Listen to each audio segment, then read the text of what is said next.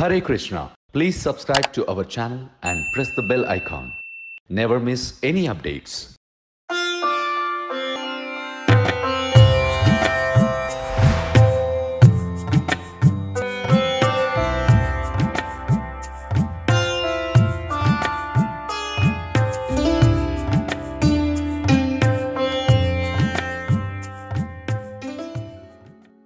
Hare Krishna. Let's start with pranam mantras. Om Ajnanatimirandasya Jnananjanashalakaya Chakshurunmilitam Yena Tasmai Shri Guruve Namaha Shri Chaitanya Manobhishtam Sthapitam Yena Bhutale Svayam Rupah Kadamayyam Dadati Swapadantikam Vandeham Shri Guroho Shri Yutapadakamalam Shri Gurun Vaishnavamscha Shri Rupam Sagrajatam Sahagana Raghunathanvitam Tam Sajivam Tadvaitam Savadhutam Parijana Sahitam Krishna Chaitanya Devam Shri Radha Krishna Padan Sahagana Lalita Shri Vishakhanvitamscha Nama Om Vishnu Padaya Krishna Presthaya Bhutale Shri Mate Bhakti Vedanta Swamin Niti Namine नमस्ते सारस्वते देवे गौरवाणी प्रचारिणे निर्विशेषा शून्यवादी पाश्चात्यदेशधारिणे हे कृष्णा करुणा सिंधो दीनबंधो जगत्पते गोपेश गोपिका कांता राधा कांत नमोस्तुते तप्त कांचन गौरांगी राधे वृंदावनेश्वरी वृषभानुसुते देवी प्रणमामि हरिप्रिये वाञ्छाकल्पतरुभ्यश्च कृपा सिन्धुभ्य एव च पतितानां पावनेभ्यो वैष्णवेभ्यो नमो नमः। जय श्री कृष्ण चैतन्य प्रभु नित्यानंद श्री अद्वैत गदाधर श्रीवासादि गौरभक्तवृंदा। हरे कृष्णा कृष्ण कृष्णा हरे हरे हरे राम राम राम हरे हरे। श्री राधा गोविंद की जय, श्री निताय गौरंग की जय, जगत गुरु शिल प्रभुपाद की जय। So today we are going to discuss the 7th chapter of Bhagavad Gita. So this 7th chapter is the starting of Bhakti Yoga. So the whole Bhagavad Gita, 18 chapters, are divided into 3 parts. The first 6 chapters are actually describing Sankhya Yoga. The middle 6 chapters are explaining about Bhakti Yoga, and the last 6 chapters are actually describing about Jnana Yoga. So this is a starting of Bhakti Yoga, which is actually kept in the middle. Krishna has actually protected it from both the sides. It is like a sandwich. In the sandwich there will be upper layer which is made of bread, down also there is a bread, in between there is a aloo tikki, correct? That is the most important part in the sandwich. So Krishna has actually protected the Bhakti Yoga, because there will be many people, they start reading Bhagavad Gita but they will leave it, and then there will be some people, those who only focus on the end, what is there in the end. So Krishna has protected Bhakti Yoga in the middle, so that only the devotees of the Lord gets the Bhakti Yoga which is there in the middle 6 chapters of Bhagavad Gita. So Krishna is ending the 6th chapter by saying योगी नाम अपि सर्वेषां मद्गतेन अंतरात्मनः श्रद्धावान भजते यो माम समय युक्त तमोमतः. That the person, the yogi, who is actually abiding in me, who is always remembering me, thinking of me, is the best of the yogi. Now when Krishna is saying one who thinks of me is the best of the yogi, now the question arises, how to think of the Lord? Recently one of the boy was asking a question that, Prabhu, how can we think of the Lord 24 hours a day? Because Prabhupada in one place he says, you should think of me always, 24 hours a day. Krishna also says that you should think of me always, sada, kirtaniya sadahari. Now how is it possible? It is possible by knowing the personality. If you know the personality, you can actually think of him always. Let's say you are standing on a bus stand and suddenly one Mercedes car comes in front of you. one rich person comes out of the car, comes towards you and shake hands with you by saying, myself Vijay Chauhan, then what you will say? So what? क्या करना है? Isn't it? You doesn't know him. Then he asks a question, have you ate Parle-G biscuit? Then you'll say, yes, Parle-G biscuit I ate many times. Just 5 rupees, 16 biscuits will come. Very nice. Then he says, I am the owner of that Parle-G biscuit. Then you get shocked. Oh, the owner of Parle-G biscuit. Then immediately you get all awe and reverence towards him. You get all respects towards the person. Correct? In the same way, Krishna in the 7th chapter is going to explain about his ownership. He is going to explain about his own self, that what he is. Because unless we know Krishna, we won't be able to remember him always. So that's why the 7th chapter name is Knowledge of the Absolute. Krishna is explaining about himself. Sometimes many people, they also claim that Krishna is so egoistic. Why he is saying, I am like this, I am like this. He is so egoistic. No. Krishna is not egoistic. Unless Krishna explains about himself, we'll never come to know who is Krishna.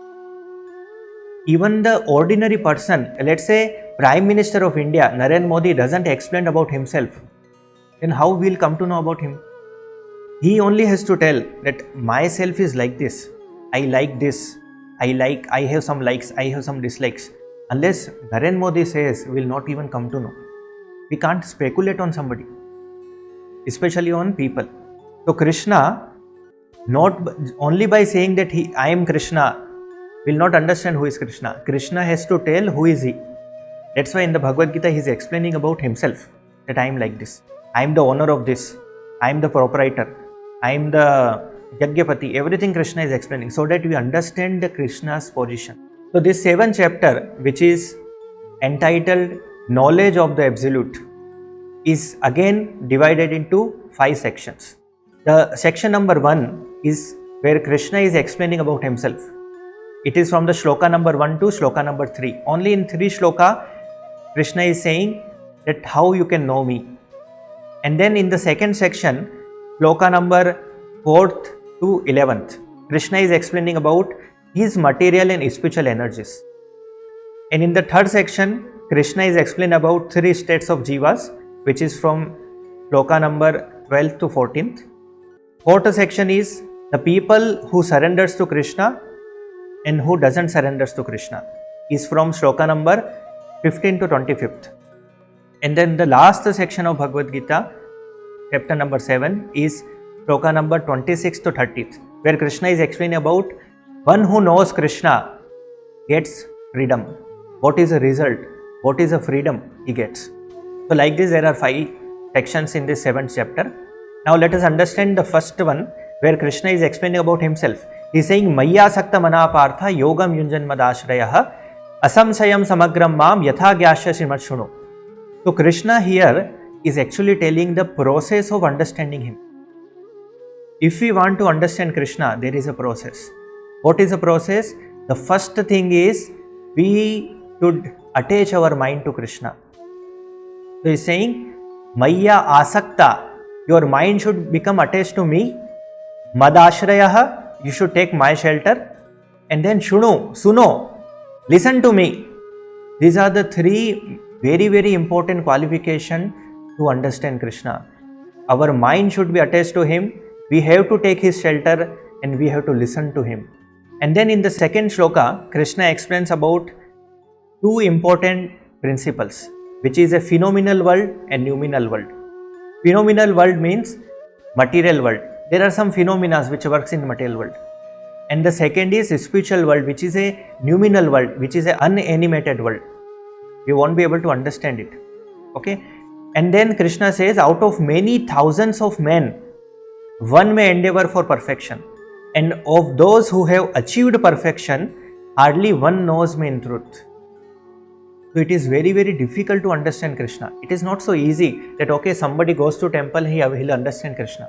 No. To understand Krishna is very, very difficult task. Just imagine, in Hyderabad, there are more than 20 lakh people who are youngsters. More than 20 lakh youngsters are there. Out of those 20 lakhs youngsters, How many have registered for Bhagavad Gita course? Just 200 people. That's all. How much percentage it is? 0.1%. That's all. It means people are not even interested in knowing Krishna. So that's why Krishna is saying, out of many people, thousands of people, somebody will endeavor for perfection. And in that also, thousands and thousands of people, those who are endeavoring for perfection, one will achieve the perfection. In that also, thousands of people, those who achieve perfection, one will know me. It means among lakhs and lakhs of people, only one will know Krishna. It is very rare. So there is a rarity to understand Krishna. Krishna is very rare to understand by the materialistic people conditions. So we should feel ourselves very fortunate that we came in touch with one Sampradaya, Hare Krishna Golden Temple, and today we are trying to understand Krishna by reading Bhagavad Gita. Then Krishna says, Bhumi rapo analo vayu kham mano buddhi revacha ahankaritiyam me bhinna prakriti rastada. So Krishna is explaining that this all material energy, it belongs to me. I am the owner. It is my energy. Earth, water, fire, air, ether, mind, intelligence and false ego. All together, these 8 constitutes my separated material energy. So it is Krishna's energy. Now how we can see Krishna's energy? It is there in our body itself. Our body is made of Pancha Mahabhuta. Earth, water, fire, air and ether. This is called Stula Sharir, gross body. And there is a subtle body inside, which is made of mind, intelligence and false ego. So all these 8 principles actually belongs to Krishna. Even this body doesn't belongs to us. Nothing belongs to us in this material world. Everything belongs to Krishna. He is the proprietor. He is the owner of everything. Then Krishna says, but there is one more energy which is superior to this dull matter. Aparayam itastu anyam. There is one more energy which is superior to this dull matter. What is that? Prakratim vidhi me param jiva bhuta mahabhav. There is a jiva bhuta. There is a jiva. There is a living entity which is inside this body. And that energy is a superior energy of mind. Yayedam dharate jagat. That is all there in the whole world. Yayedam dharate jagat. So Krishna is very clearly explaining that he is the owner even of the material energy and he is owner even of the spiritual energy. Even soul doesn't belongs to us. Even that is also Krishna's. We all belongs to Krishna. Everything in this world belongs to Krishna. Nothing belongs to us. We came empty hand, we'll go empty hand. खाली हाथ आए थे, खाली हाथ जाएंगे. There is a song also. खाली हाथ आए थे, खाली हाथ जाएंगे. So everything belongs to Krishna. We came empty hand and at the time of death we'll also go empty hand. Okay? And then Krishna says very decisively that there is nobody superior to him. Mattah parataram na anyat kinchit asti dhananjayah mai sarvamidam protam tutre mani gadaivaha. There is nobody who is superior to Krishna, even kinchit. Kinchit means what? Kunchum, swalpam, little bit, thoda sa bhi. Nobody is superior to Krishna. Everybody is below Krishna. So that's what he is saying. And then he is also explaining that Sutre Mani Gana Iva. Krishna is like a thread which is actually connecting all the pearls in the necklace. The thread which is inside will not be visible. But that is very important, which is connecting everything. So in this world, who is the thread which is connecting everybody? Many people they say, we have united nation. To connect all the nation together, there should be no fight. Everybody should live peacefully. Actually never possible materially. Unless you accept a supreme father. हम बोलते हैं ना, भाईचारे से रहो. Everybody should live together as God brothers. Unless you accept one God, how can there be possibility of living together happily, everybody? So Krishna has to be accepted as a supreme God. Then you will see everybody will become happy in this world. Then there is a fulfillment of the desire. Vasudhaiva Kutumbakam. Whole world will become one family. Unless you accept Jagannath as the owner of everybody. He is the Jagannath. Unless you accept him as a supreme father, we all will not get connected together. We never come to a position of accepting everybody as a brother and sisters. Okay, so that's what Krishna is saying. Accept me as a supreme person, then I am actually the connecting thread. He will connect everybody. Then from the next shloka onwards, Krishna is explaining about his position. Because Krishna is saying, you remember me. Now how to remember Krishna? Anything you see, you remember Krishna. Anything you see in this world, you can actually remember Krishna. So that's what Krishna is explaining here. So once there was a student, he came to me and he was he was very disturbed. So he was asking a doubt that Prabhu, although I am opening my book, I am trying to study, but I am not able to concentrate. Then I asked the question, exactly what is the problem?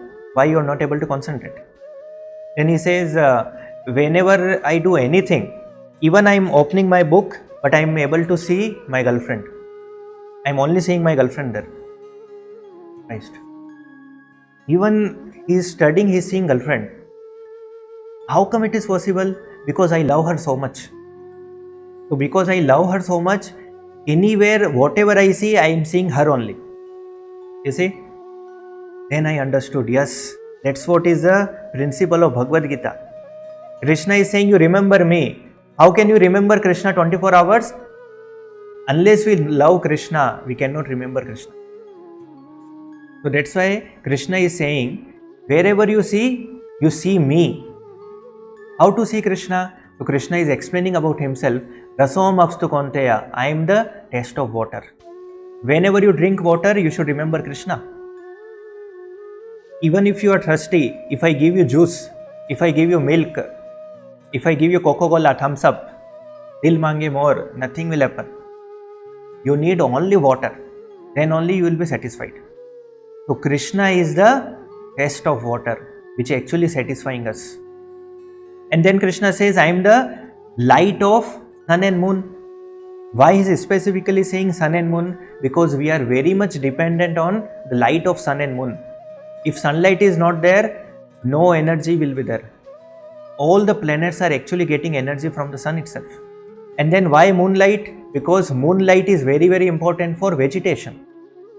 All the vegetables and fruits and flowers are getting energy from the moonlight.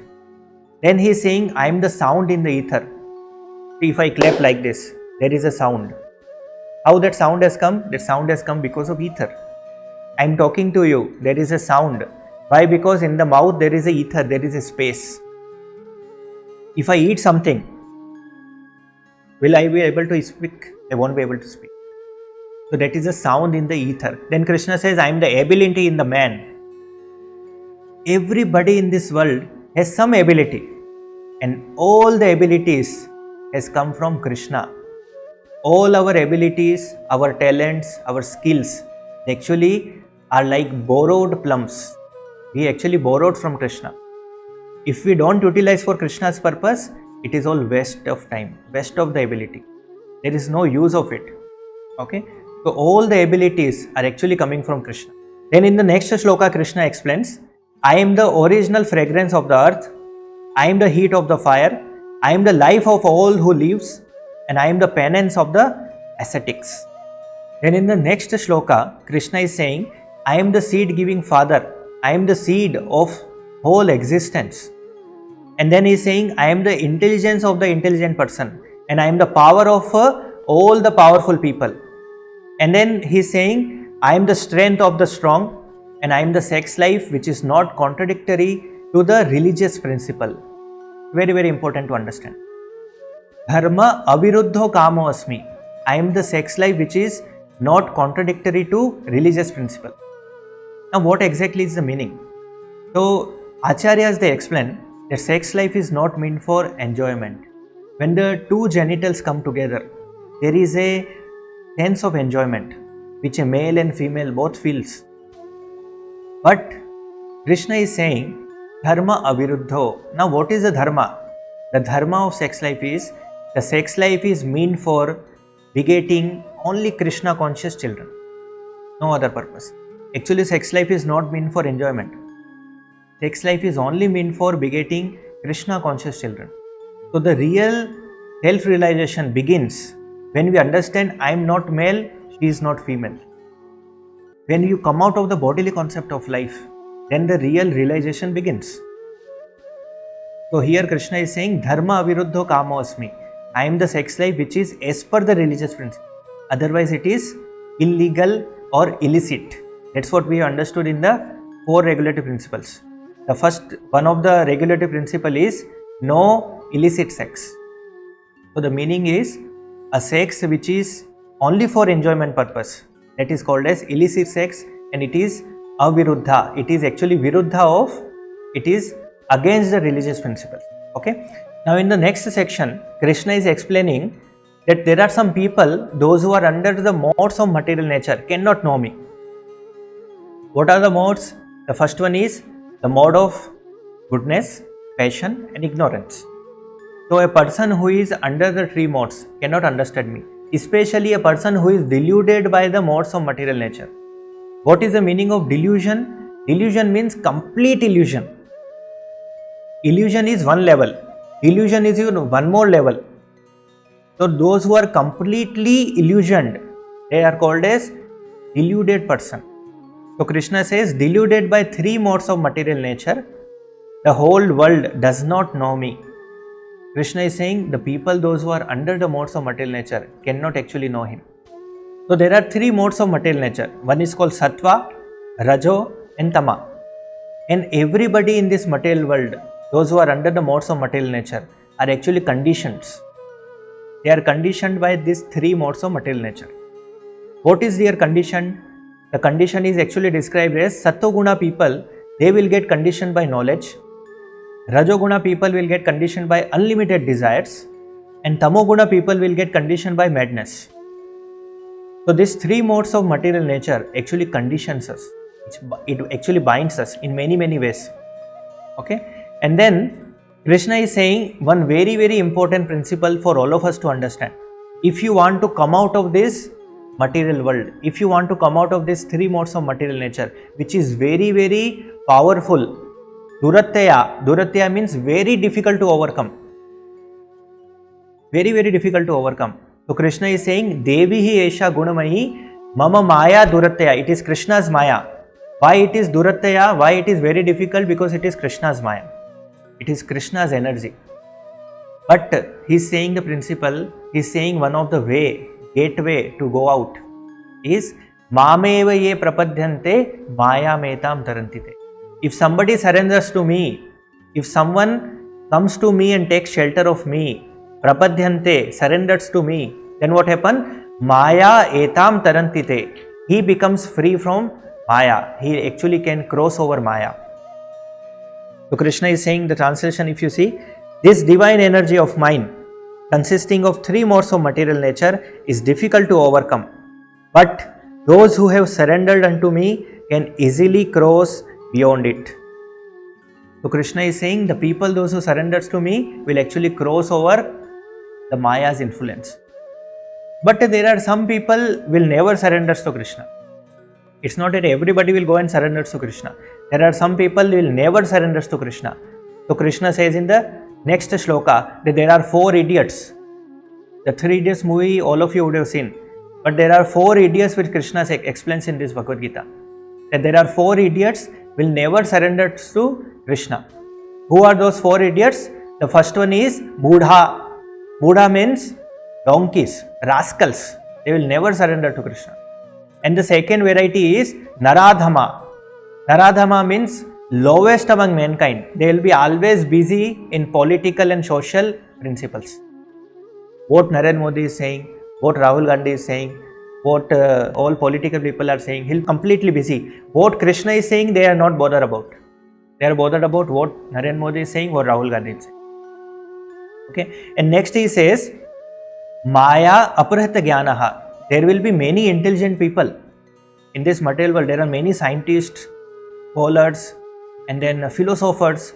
Many intelligent people are there, but their knowledge is actually taken away by, covered by Maya. Maya Aprahita Jnana. Their knowledge is actually stolen by Maya. The fourth is Asuram Bhavam Ashritaha. The people, those who are atheist and having a Asura Bhava. Asuri Bhava means demoniac nature. They will never ever surrender to Krishna. So there are four varieties of people. They actually go and surrenders to Krishna. Artha, Artharthi, Jigyasu and Jnani. The first one is Artha. Artha means those who are distressed. They are so much in suffering. So they go to God and they surrenders to God. Second is Artharthi, who is actually desirous of money, pesa. Just like Tirumala, many people they go to Balaji, they ask for money. So one who asks for money, he is also a devotee, but he is a low level of devotee. Then slowly he increases. He becomes Jigyasu. Jigyasu means he becomes inquisitive. Why I should go and beg for everything? What is this world all about? What is God? What is my relationship with Him? Why am I suffering here? This is called Jigyasu. He becomes inquisitive. He asks questions and he clarifies the doubt and he becomes a Jnani.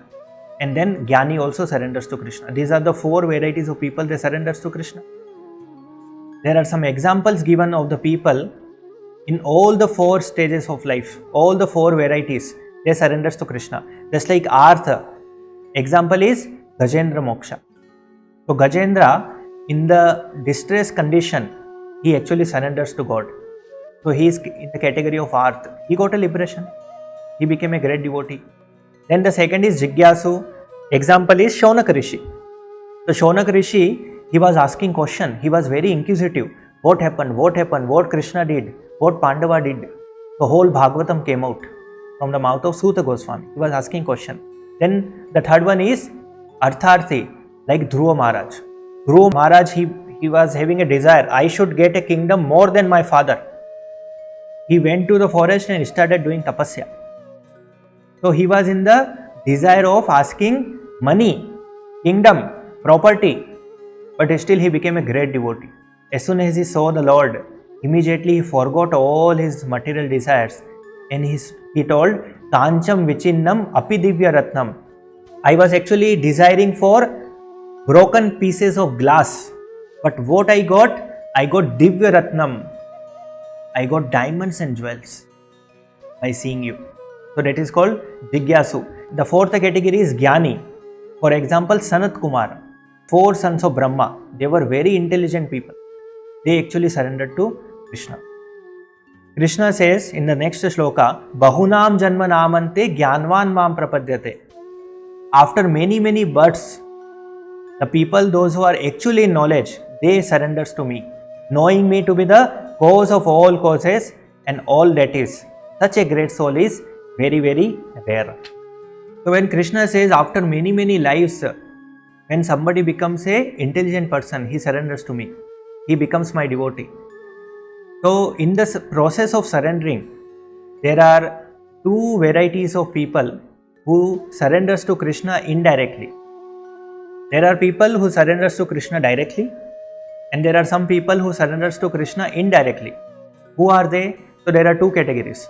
One is who surrenders to demigods, devatas, and the second category is one who surrenders to impersonal Brahman.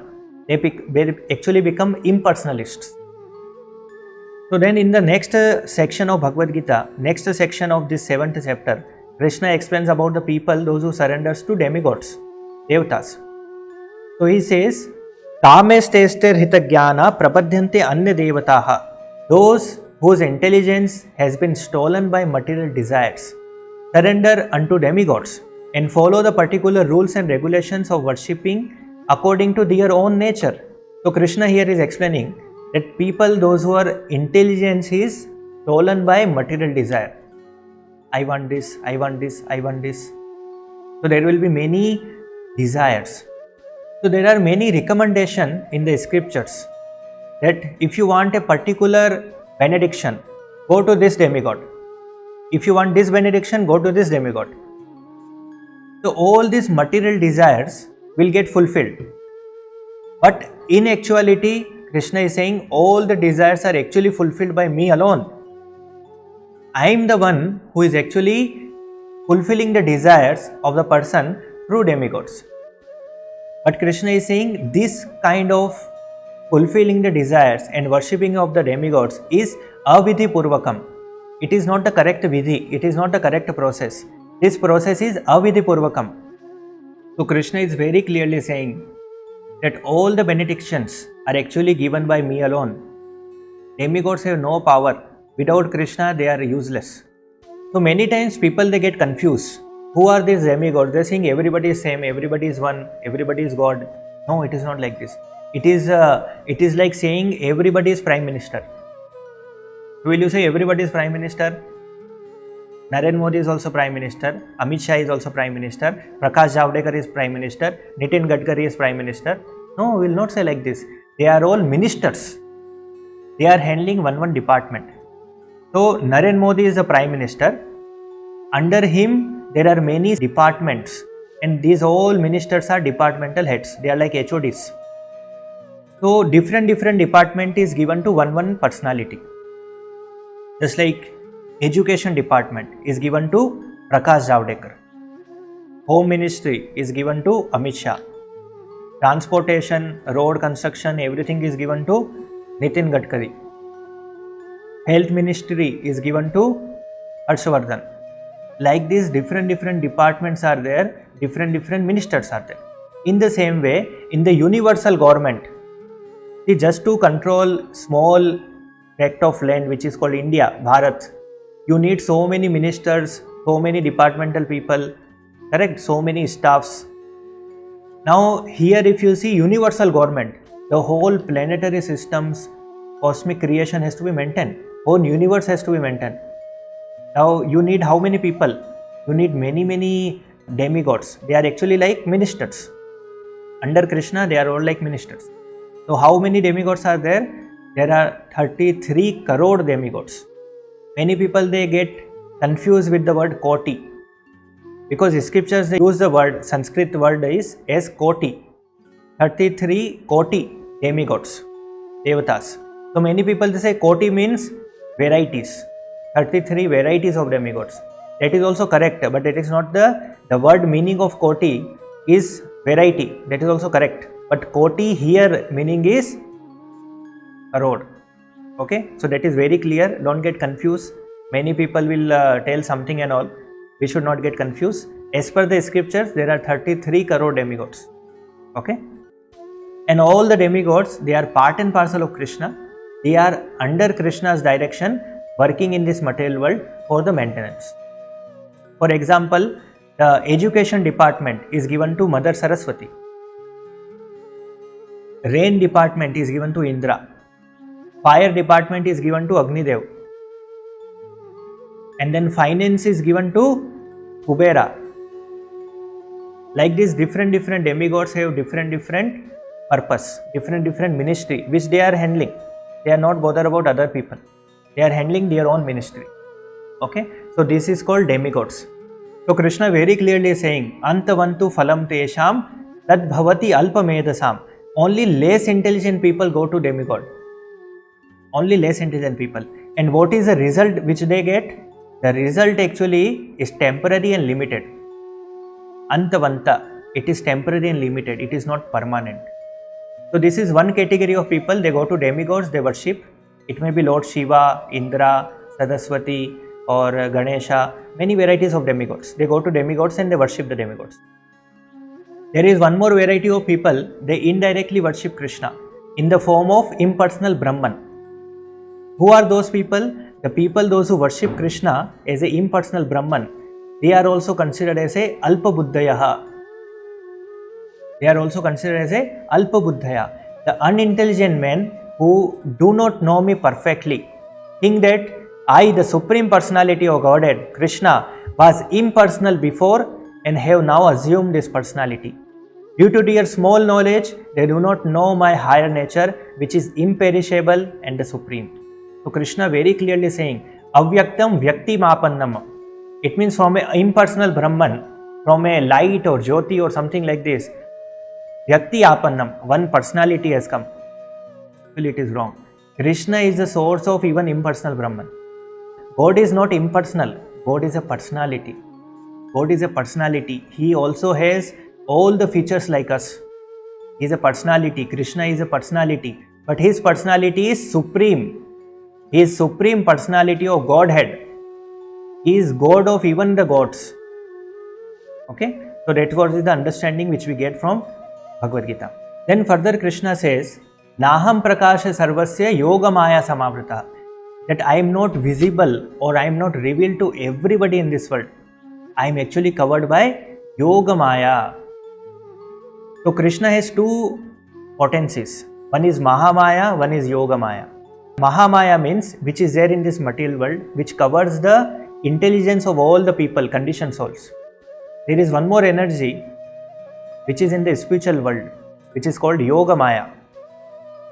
So Krishna is always covered by Yoga Maya.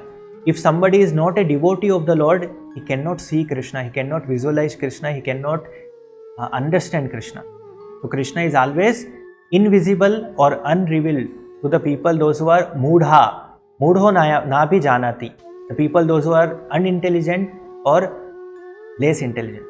And then Krishna says, Vedaham samatitani vartamanani charjuna. Krishna is very clearly explaining that I know everything. I know past, present and future. But mam tu vedana kashana, nobody knows me. Because the people, those who are deluded by material energy, cannot know Krishna. So I know everything, but to me, nobody knows. Why they don't know Krishna? Because people are full of dualities. Ichha dvesha samuddhena dvanda mohena bharata. We are all under dualities of this world. What is the duality? Desire and hatred. Ichha and dvesha. Like and dislike. See, there is, in this world, there is always two sides of everything. If you take a coin, there is one side which is head, one side is tail. If you take political party, Congress, BJP, day and night, good and bad, like and dislike, there are always dualities. So a person who is under this kind of dualities actually cannot understand Krishna. So that's why he is saying, O Bharata, O conqueror of few, all living entities are born into delusion, bewildered by dualities arisen by desire and hate. And he says, how you can come out of these dualities? Then he is saying, Yesham tvantagatam papam jananam punya karmanam te dvanda moha nirmukta bhajante mam dhridavritaha. One who come out of these dualities can actually worship Krishna with full faith and conviction. Dhridavritaha. That's what we are all desiring, isn't it? We don't want to worship Krishna weekends. Not a weekend worship. Many religions, they have weekend worship. Whole week, whatever you want you do, you gratify your senses, eat, drink, be merry. Weekend you go to that particular place of worship and then worship your Supreme God. Ours is not like this. Ours is daily worship, 24/7 worship. That is possible when we become Dhridavrataha, when we come out of these dualities of the world. And then Krishna further explains that intelligent persons who are endeavoring for liberation from old age and death take refuge in me in devotional service. They are actually Brahman because they entirely know everything about transcendental activities. Jara marana mokshaya.